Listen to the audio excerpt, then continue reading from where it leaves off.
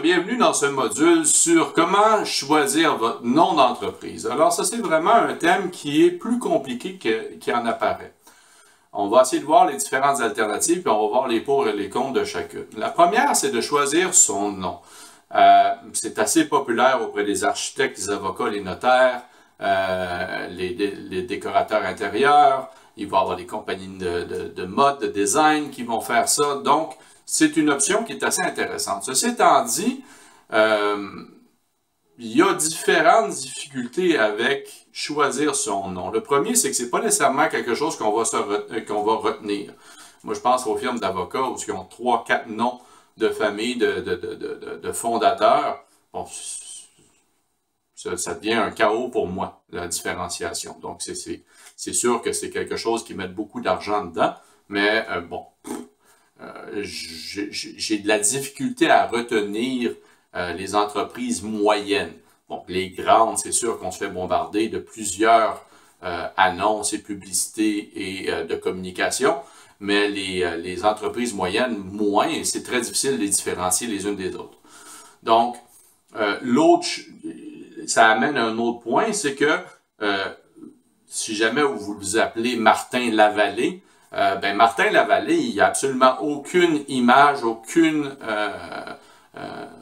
sensation, aucun branding qui est attaché à ce nom-là. Donc, il faut faire tout le travail de développement, de commercialisation et de branding associé au nom. L'autre chose qui arrive, c'est que jamais vous êtes Martin Lavallée et puis vous bâtissez votre entreprise et puis votre entreprise prend de l'ampleur, éventuellement, vous allez peut-être engager des gens pour travailler avec vous ou pour vous. Donc, jamais ils sont avec vous, peut-être qu'ils peuvent être mandatés pour certains mandats et recevoir le client. Ceci étant dit, jamais l'entreprise s'appelle Martin Lavallée, ben moi, jamais je suis un client, pourquoi j'irais voir Paul Smith? Moi, j'ai entendu parler de Martin Lavallée. Donc, une des alternatives, c'est d'ajouter le nom de Smith. Donc, là, ça devient Lavallée Smith. Mais là, on comprend, je pense que vous commencez à voir un peu la problématique qu'il y a autour de ça. Donc, ça devient quelque chose qui est difficilement gérable et qui va demander beaucoup d'argent parce que vous devez bâtir votre marque. Donc, à l'opposé de ça, c'est d'avoir quelque chose qui est hyper spécifique. Donc, si jamais vous êtes un magasin de jeans, ça peut s'appeler la boutique de jeans. Bon, c'est hyper spécifique. Le branding se renforce parce que vous parlez et vous dites ce que l'entreprise fait en même temps que vous faites connaître la marque. Donc, il y a un effet d'entraînement. Vous avez une certaine économie en termes de publicité. Le problème arrive lorsque vous voulez grandir votre offre. Donc, jamais vous vous appelez la boutique de jeans, et puis vous voulez vendre des souliers, vous voulez vendre des t-shirts, vous voulez vendre des chemises. Qu'est-ce que vous faites? Alors, vous êtes connu pour des jeans, donc vous pouvez soit souhaiter d'avoir un achalandage collatéral ou faire des ventes collatérales quand les gens sont rendus dans votre boutique ou dans votre point de vente. Donc, ils vont voir les ceintures, ils vont voir des choses qui sont associées aux jeans et puis qu'on a besoin. Donc, vous pouvez souhaiter d'avoir ça. Mais on se comprend que votre canal est bâti par rapport aux jeans. Donc, on a vu les deux extrêmes. Alors, on va voir un peu qu'est-ce qui se passe entre les deux. Donc, entre les deux, on peut avoir quelque chose comme Apple, qui est une marque incroyablement reconnue, mais à la base, c'est le nom d'un fruit. Donc, un peu comme le nom d'une personne, Apple a dû bâtir sa marque à force de millions de dollars de budget. Mais ce que ça lui permet de faire que la boutique de jeans, par exemple, ne peut pas faire, c'est que, étant donné que c'est un nom générique, je peux mettre amplement de choses en dessous, sans aucun problème. Donc, une fois que la marque est connue, je peux vendre des apps, je peux vendre des téléphones, je peux vendre des ordinateurs, je peux vendre de la musique, je peux vendre toutes sortes de choses sans aucun problème au niveau de la gestion de ma marque de commerce. Donc, ça peut être quelque chose d'intéressant. Ceci étant dit, quand on a un nom comme ça, en ce moment, avoir des extensions.com devient de plus en plus difficile. C'est sûr qu'en ligne, il y a une panoplie d'extensions. j'ai même pas compté la dernière fois que j'ai vérifié. Il y a des points service, il y a des points net.org,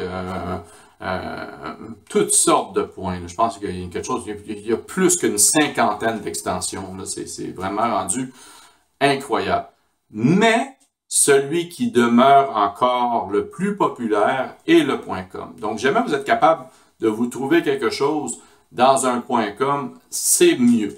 Okay? C'est pas non plus une situation sine qua non. J'irai pas payer un nom de domaine 5 000 ou 10 000 $ parce qu'il y a quelqu'un qui l'a acheté et qui veut le revendre. Ça, je ferai pas ça.